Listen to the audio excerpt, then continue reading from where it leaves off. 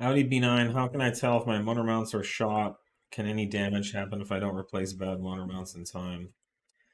Well, it's not super easy just from outside of the car. However, um, if you put your car in drive and then you put your foot on the brake, so you open your hood and maybe you stick your phone on a tripod and film the engine.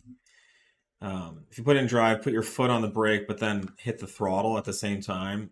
If your motor, you can see if a mount is broken, your motor will lift way up, To and some extent, yeah, yeah, because they are you'll be able to captured see. with a with an Yeah, aluminum it'll body. hit at some point, but you'll just see it kind of flopping around and won't look right.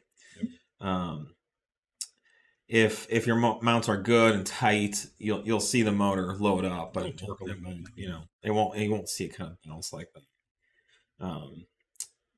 Best way to do it is to visually inspect them. So if you can get in there with um, some kind of camera device or a mirror and see if there's any leaking of fluid around that Yeah. area, that's the mount.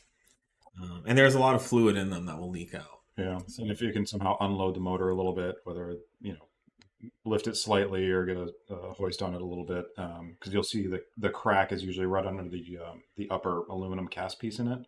They'll start cracking right around the perimeter, mhm. and that's much easier to see when it comes unloaded and lifts apart.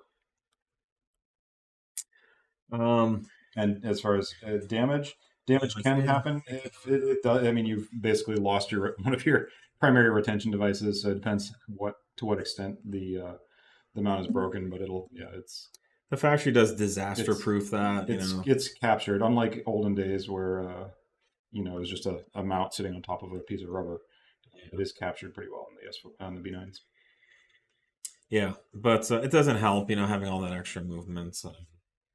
But yeah, it's not going to be disastrous. Certainly disastrous to the driving experience. Yeah, it feels terrible. Yeah.